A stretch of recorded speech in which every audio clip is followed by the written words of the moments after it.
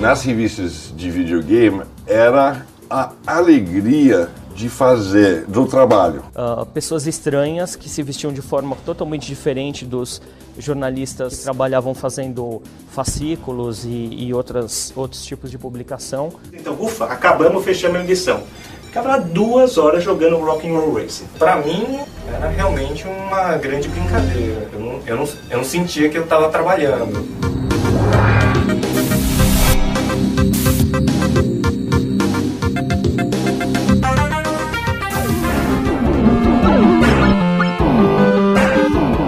Meu nome é Matthew Shirts, eu sou conhecido também por Matheus e no mundo dos videogames, mais conhecido como o chefe da Super Game. Eu já tinha trabalhado como jornalista na Folha de São Paulo, na Editora Globo, e eu não lembro se eu devia estar desempregado na época, mas eu recebi uma ligação de um amigo que estava procurando alguém para editar uma revista de videogame. Mas que ninguém queria o emprego, porque ninguém conhecia nada, zero, desse universo de videogames. E eu, como sou americano, e tinha sido criado e feito faculdade nos Estados Unidos, eu jogava, eu jogava bastante o Ms. Pac-Man no arcade, né? Donkey Kong também. Eu sou dessa geração nos Estados Unidos, assim, de Donkey Kong, Ms. Pac-Man e asteroide e tal. Foi, assim, uma novidade no mercado, não tinha, ninguém sabia. Comecei a contratar a equipe, que era Roberto Carnicelli. Sempre fui apaixonado por fliperama. Via propaganda de Master System direto. Na época o Mega Drive ainda não tinha sido lançado oficialmente no Brasil. Resolvi ficar em casa jogando. Falei, vou tirar um ano sabático, não vou fazer absolutamente nada. E comecei a jogar. Passei a ligar para a Tectoy e falava, sabe o Alex Kidd, aquela fase não sei o que lá? A menina, olha, nós vamos estar anotando a sua solicitação e vamos estar retornando para você. E eu falava, não precisa fazer isso não, anota aí, eu já consegui passar. Até que um dia a moça falou, você é o Roberto? Eu falei, sou. Você se importa de me dar o seu telefone? Eu falei, não, mas posso saber para quê? Não, é que você tem dado dicas legais aqui e a gente gostaria de poder contar com você, eventualmente na nossa equipe. Tudo bem? Eu falei, tudo bem. 2 semanas depois, tocou o telefone, era o Matthew Shirts, e ligando para casa perguntando se eu jogava, fez uma entrevista rápida por telefone, me pediu para que eu fosse encontrá-lo, para a gente bater um papo sobre videogame. Obviamente eu fui correndo. A gente começou a conversar, em 15 minutos ele não falou se eu estava empregado ou não, se aquilo era um emprego, o que era.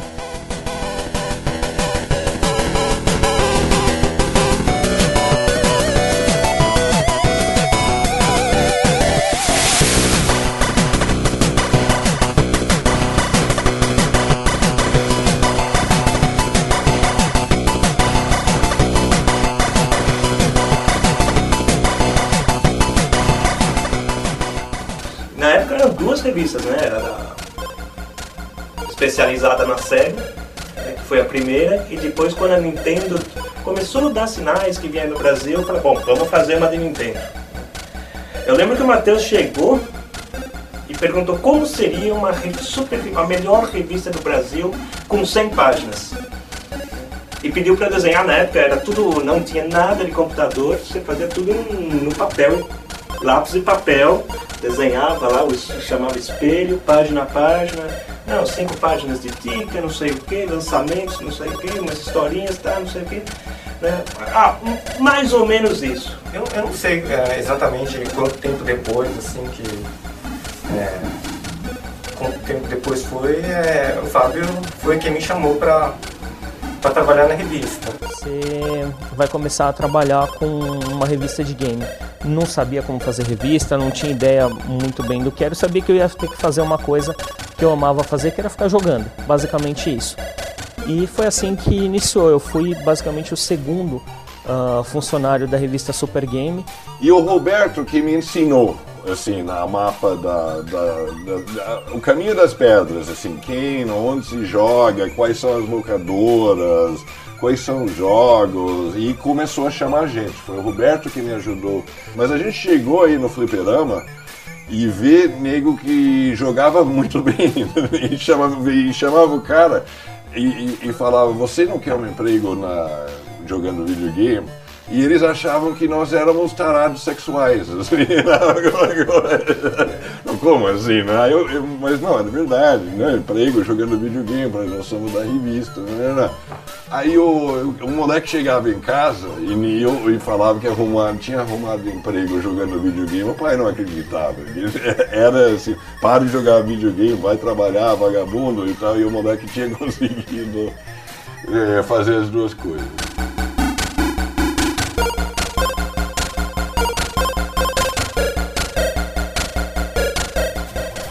O desafio em termos jornalísticos eram vários, mas o primeiro para mim era como falar com o leitor na faixa de 10 a 15 anos, que entende de um outro universo que não é meu. E eu naquela época, eu tinha 32 anos quando eu começar, eu já era um senhor, assim, né?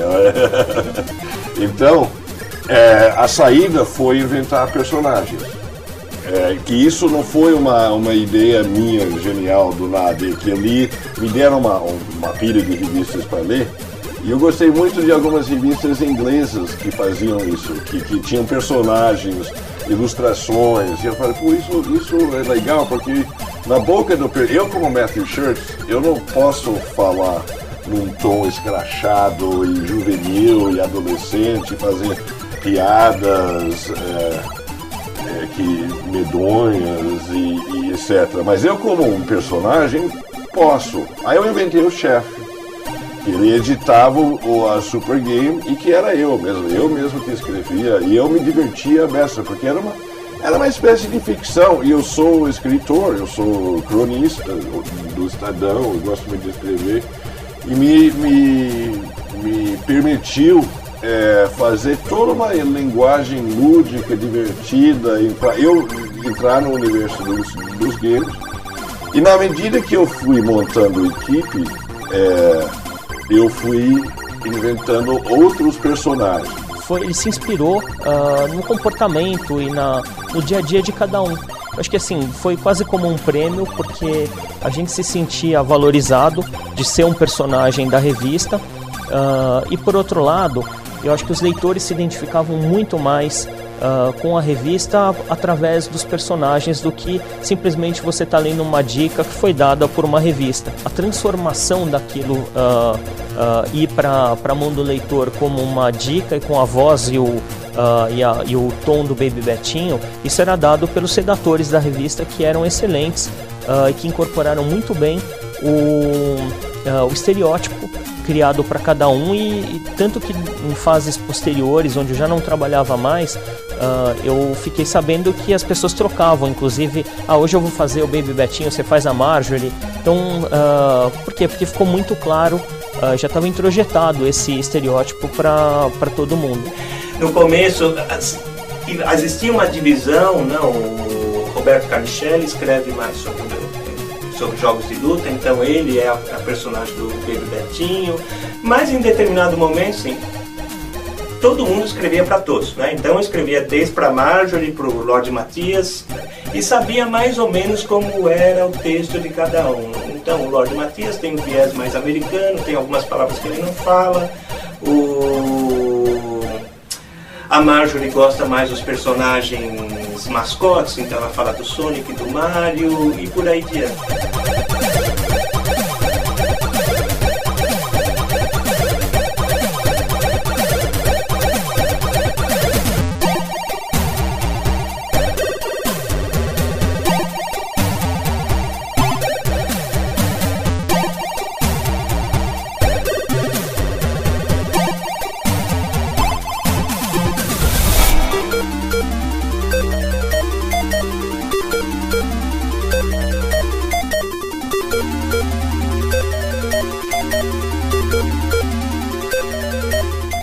E a ideia, que me deu a ideia que o chefe, ele tinha uma equipe que ele era um chefe muito durão.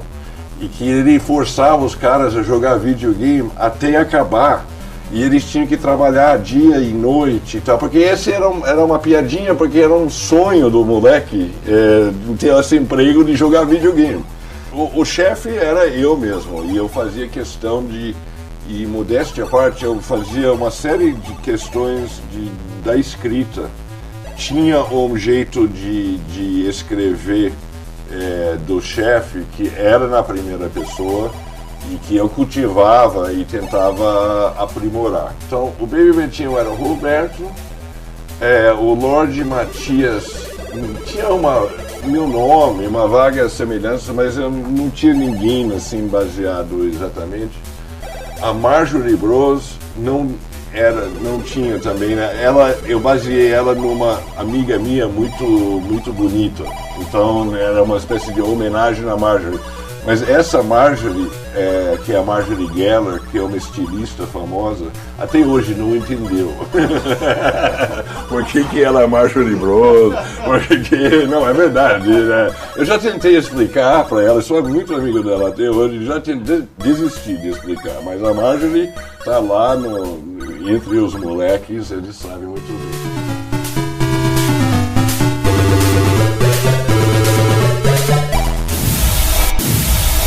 Sim, não fazia ideia, sabia que tinha essa coisa do videogame ali na área, mas eu não sabia exatamente o que era, que ele editava essa revista, mas eu nunca me interessei por videogame. Então assim, minha filha tinha um videogame, mas eu nunca olhei para aquilo ali, não sei. Eu achei incrível, achei maravilhoso. Apesar de eu nunca ter sido assim, mas eu achei legal, ela é toda bonita, sexy. Não tinha dimensão, assim, que isso aqui era uma personagem legal, carismática, que tinha não tinha noção.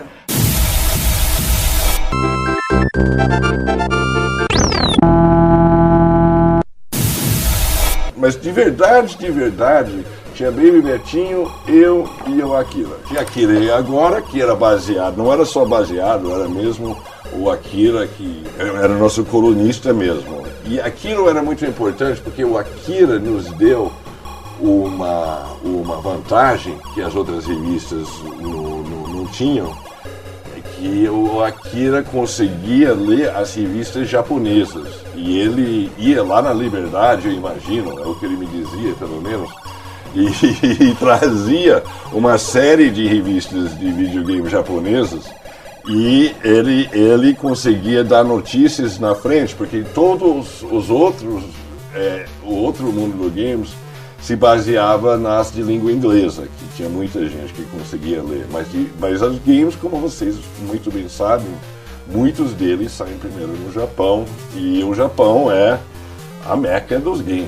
Eles traziam toda semana, chegava a Famitsu, que estava em Famitsu da semana, né? E numa época que não tinha internet, era toda informação de game, né? Tudo vinha da Famitsu, né? E só tinha uma pessoa que lia fluentemente e trazia essa informação, que era o Akira. Então o Akira foi, acho que, responsável ali de dar a pauta e dar a cara, né? O conteúdo da revista. E toda semana era um furo. Algumas pessoas assim que trabalhavam em outras revistas perguntavam para mim sobre o que eu achava, se era verdade, certas informações, tipo, sei lá, o CD-ROM do Super Nintendo. Aí eu falava, não, era verdade, sim, tipo, meu... Bom, eles perguntavam pra mim, assim, eu ficava dando meu trela e eles publicaram isso. Chegou uma época que a gente até começou a tirar a casquinha das outras revistas, né? Foi aí que saiu o personagem. Aí sim saiu um personagem que era inspirado no próprio Akira, que pegava, ó, estão falando besteira, não é isso, né? Porque começava, o mundo do videogame sempre tem isso. Não, o novo Nintendo vai ser virtual, não sei o que, vai ter tanto de memória, tantas cores. A gente tinha informação e sabia que não era assim, não que não era verdade, né? Mas que ok, na tradução se perdeu muito da informação, né? E aí criou o Akira Agora, que assim, que esclarecia todos os... Ó, sobre o lançamento do próximo videogame da Sega, assim, é isso que é verdade. E a revista contava história e queria entrar nesse universo ficcional do videogame. Então isso era muito gostoso e muito divertido.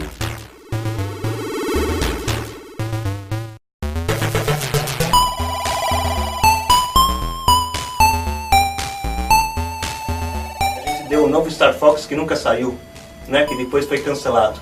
Foi capa da Game Power, existia o projeto e nunca saiu. O CD-ROM da Sony, que acabou virando PlayStation, a gente tinha foto disso. Na época não tinha nada, ninguém tinha essa matéria. Dicas, então, desde o truque do Sonic, truques de Street Fighter, assim, era fato. Assim, todas as dicas tinham lá em primeira mão, né?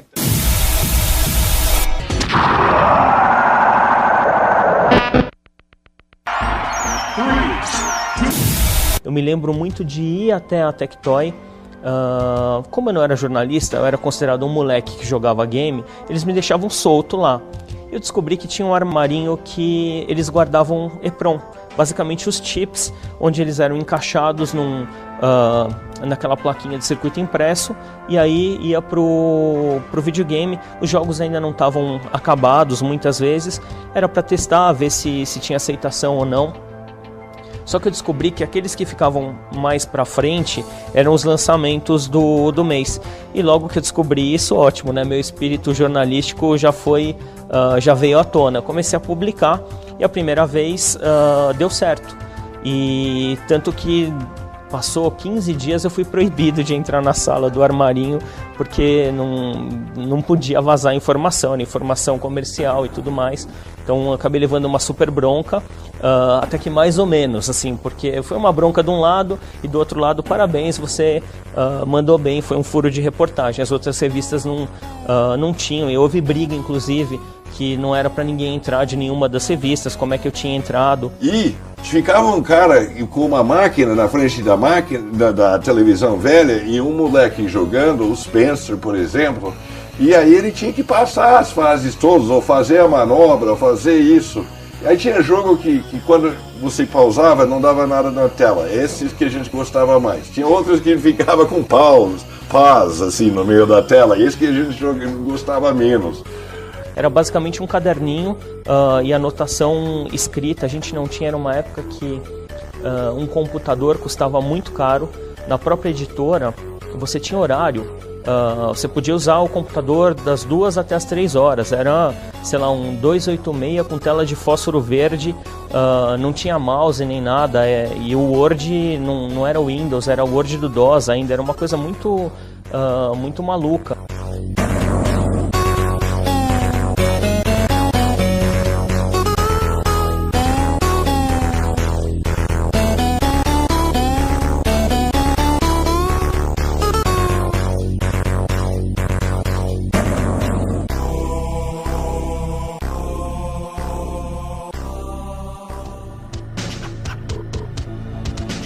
Que a revista era totalmente feita com canetinhas coloridas, né? Olha, essa página vai ser vermelha, então a gente pintava lá, o rapaz indicava vermelho, põe tanto de magenta, tanto de ciano, tanto de preto, numa folha em branco. O fotoliteiro ficava perto, eu lembro, da estação Armênia de metrô.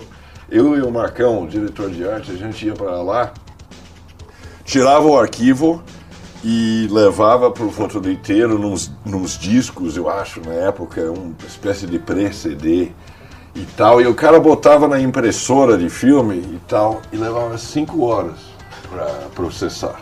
Eu e o Marcão, assim, a gente dormia, dava volta, voltava e a impressora não dava conta. Eles faziam um negócio chamado moiré, que quando as cores vira uma psicodelia, mas não faz sentido nenhum. E aí a gente tinha que começar tudo em mais 5 horas. Foi um pesadelo, mas valeu. Depois a gente conseguiu e já informatizamos a Nova Cultural e as revistas, e a partir daí tudo, e a Super Game Power já nasceu informatizada, mas eram tempos. Foi a passagem do fotolito manual para o fotolito de computador. Em determinado momento, alguém chegou lá jogou todas as canetinhas no chão, colocaram um Macintosh. Bom, agora a gente vai fazer em informática. E acho que tanto para mim como para todo mundo que estava lá, acabou nivelando, né? Porque a gente era moleque, né? A gente pegava assim, a única informação que a gente tinha era jogar videogame. Assim. Computador e videogame, assim, a gente dominava. Assim, de jornalismo a gente não dominava nada. Né? Quando teve essa transição, nivelou o conhecimento da redação. Ninguém sabia nada de como se faz uma revista no computador. Né? E, assim, por ter essa familiaridade com o game, computador, a gente começou a diagramar a revista. Deixa que a gente faz, né? E os diagramadores ficavam atrás. Né? Move um pouquinho essa foto aqui para cima no computador, porque não sabia nem mexer no mouse. Né? E a gente saiu de lá, tanto eu como aquilo, a gente já fazia a revista de ponta a ponta, assim, desde escrever o texto, diagramar, pegar e mandar para a gráfica, a gente fazia todo o processo.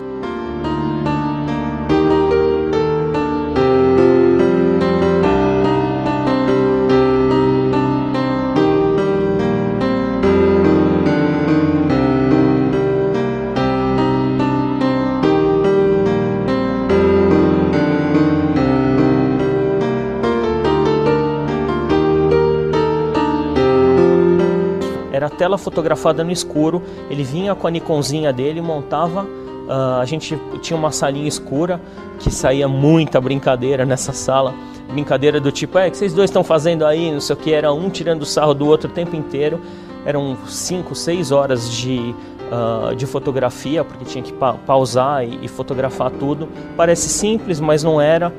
Até ele conseguir adequar a velocidade de obturador e tudo mais, demorou um bom tempo, porque no começo saía tremido, saía estourado, porque é uma tela retroiluminada, então demorou, a gente não é como hoje, que basicamente tudo passa por um computador e você consegue dar um print screen das telas. Aquilo era feito mesmo com máquina fotográfica, rolos e rolos de filme, que depois a gente ficava junto na mesa de luz com um conta-fio, olhando para ver qual era a imagem que reproduzia melhor o texto que havia sido captado.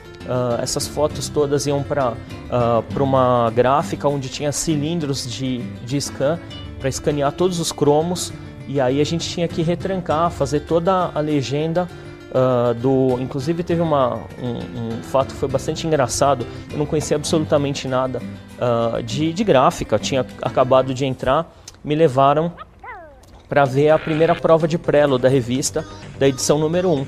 Aí eu vi o cara com um negócio de madeira, assim, aquele rolo de prelo, né, passando as cores, e uma hora eu virei para o Matheus, que quase não é gozador, né, virei e falei, nossa Matheus, mas vai imprimir essa revista assim, uma a uma? E a gargalhada foi geral, porque obviamente era só uma prova de prelo, mas tudo era muito arcaico.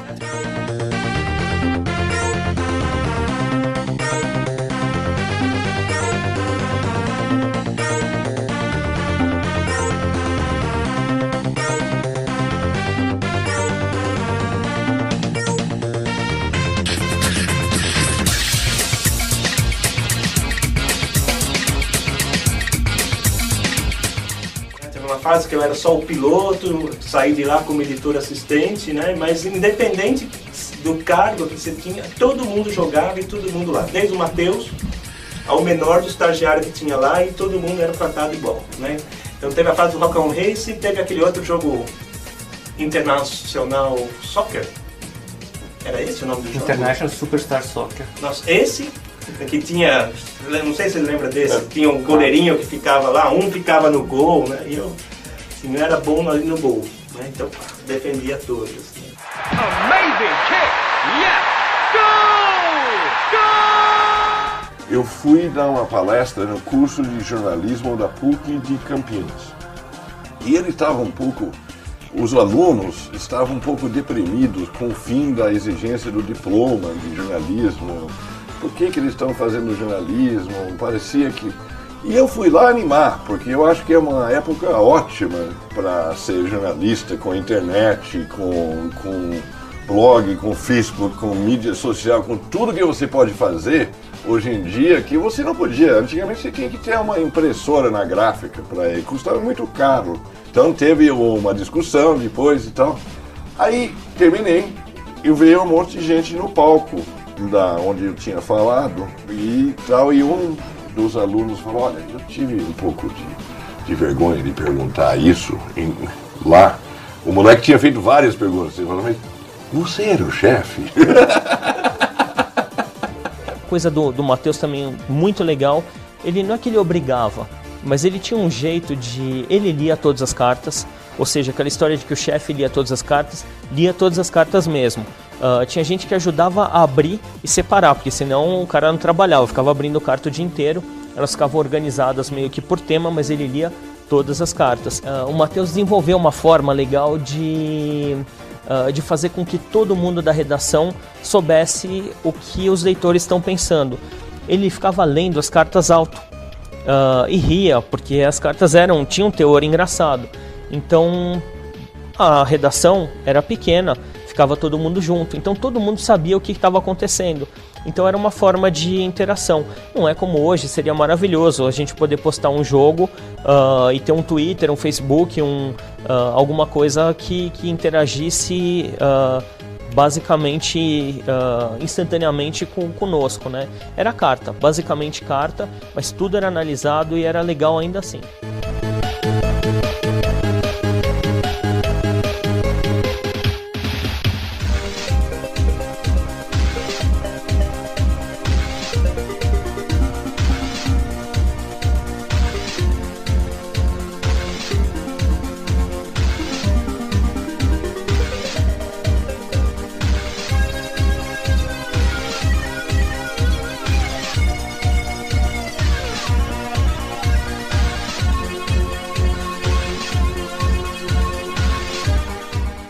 Ele criava umas capas memoráveis. Eu lembro da capa do Hulk, acho que era a primeira capa do Super Game Power. Eu tenho em casa até hoje.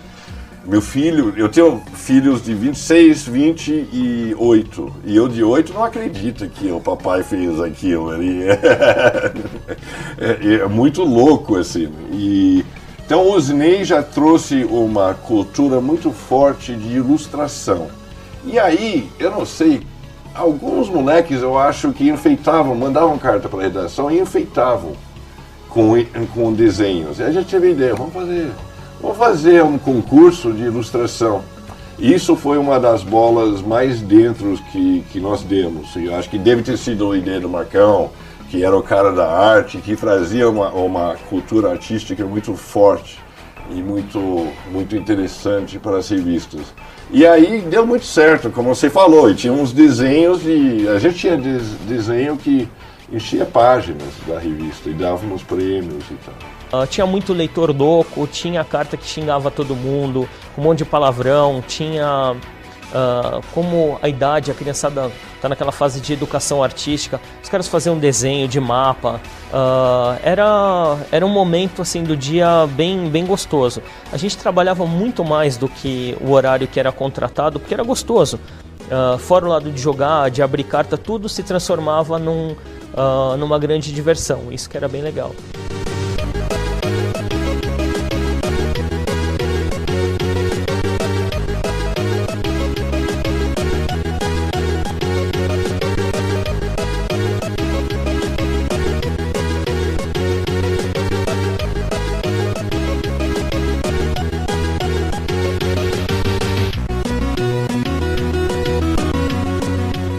Foi na Game Power que eu me tornei jornalista, né? Então, assim, se eu estou hoje no UOL, é por causa da revista, né? É porque tanto o Matheus foi um pai lá pra gente, né? Assim, fazia o que eu gostava, né? De um assunto que eu dominava, né?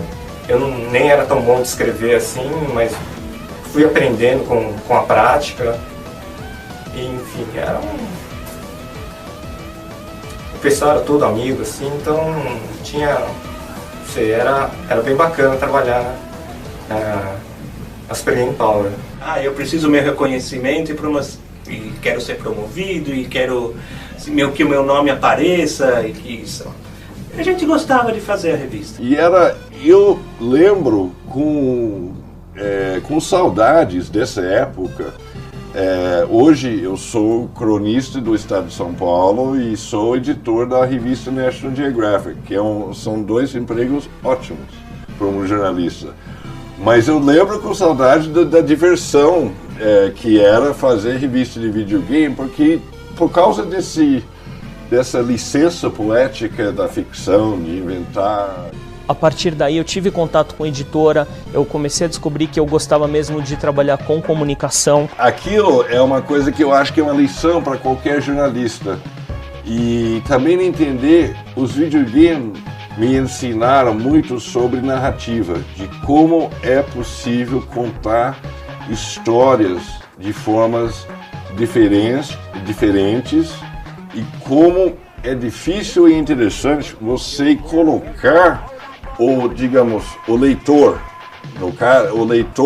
o jogador dentro da narrativa. Então essa é uma coisa que todo mundo sempre tenta fazer.